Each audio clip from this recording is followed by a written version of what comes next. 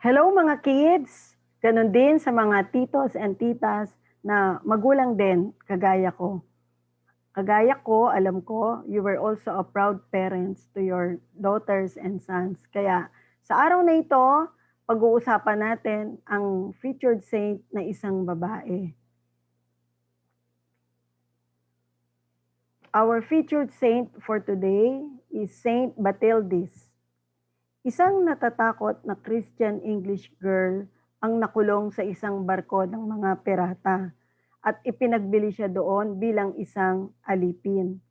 Bawat araw ay nagpupunta siya mula sa isang gawain patungo sa isang panggawain at ginagawa niya ang pinakamahusay na makakaya niya. Kalaunan ay napansin ito ni King Clovis II. Nakita niya ang kanyang mga mabubuting katangian, kung kaya't pinakasalan niya ito dahil talagang napaibig siya ng kanyang kasipagan at kabutihan ng kanyang kalooban. Pinakasalan siya ni King Clovis at ang babaeng alipin ay naging reyna. Nang mamatay si King Clovis II, si Saint Bathildis ang pumalit na pinuno ng France hanggang sa lumaki ang kanyang 3 anak na lalaki. Napuno siya ng pagmamahal kay Jesus at sa kanyang simbahan. Bilang reyna, siya ay tumutulong at pinoprotektahan niya ang simbahan sa lahat ng paraan na kaya niya itong protektahan. Nagtayo din siya ng ospital sa France. Nagsimula rin siyang magtayo at magbukas ng isang seminaryo upang sanayin ang mga pari at kumbento para sa mga madre.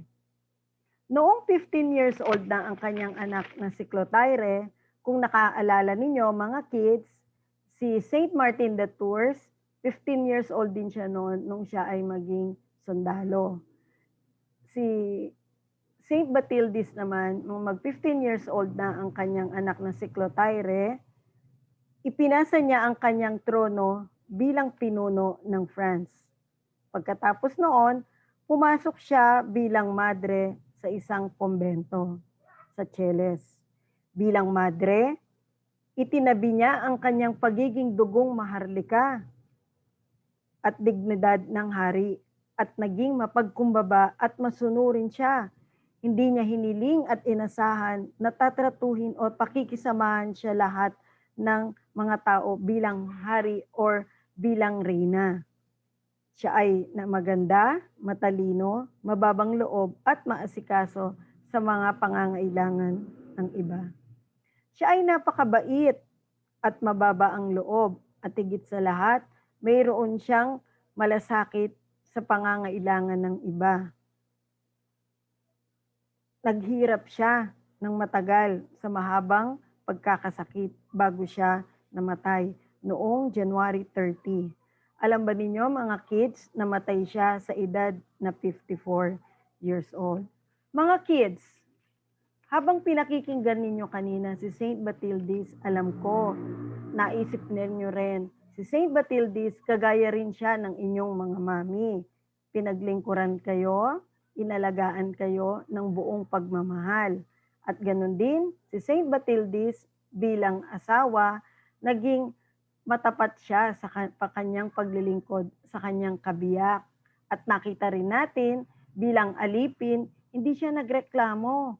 Ginawa niya ang lahat ng kanyang makakaya ng buong sipag at tiyaga. At kagaya natin, bilang tagasunod ni Jesus Christ, mahal na mahal niya si Jesus. Kaya kanina, naalala ninyo, sinabi ko, sa sobrang pagmamahal niya kay Jesus, nagtayo siya ng seminaryo para hasain ang mga nagpapari at kumbento para sa mga madre. Siya ay napakabait at grabe ang kanyang malasakit sa mga may sakit. Bukas na bukas ang kanyang puso para maglingkod kay Jesus. Kung kaya't kahit nahihirapan na siya, hindi siya marunong magreklamo. Kagaya ko bilang nanay, ganun din sa ating paglilingkod sa ating mga anak, hindi tayo nagrereklamo. Dahil kagaya ni Saint Bathildis, lahat ng kanyang ginawa ay bahagi ng kanyang paglilingkod. Ginawa niya ito ng buong pagmamahal, kung kaya't wala siyang reklamo. Lahat ipinagkakatiwala niya kay Jesus. Kaya mga kids, lagi sana nating alalahanin ang inspirasyon ni Saint Batildis, yung kanyang pagmamahal kay Jesus, yung kanyang pagmamahal sa kanyang mga anak, yung kanyang pagmamahal sa kanyang kabiyak, higit sa lahat, yung kanyang malasakit sa kapwa. Kaya mga kids, huwag niyong kakalimutan ang magkaroon din ng kababaan ng kalooban. Huwag tayong magyayabang, huwag din tayong magrereklamo kahit tayo ay nahihirapan na. Dahil in the end, we will get a reward from Jesus. May God bless us all at magandang hapon mga kids.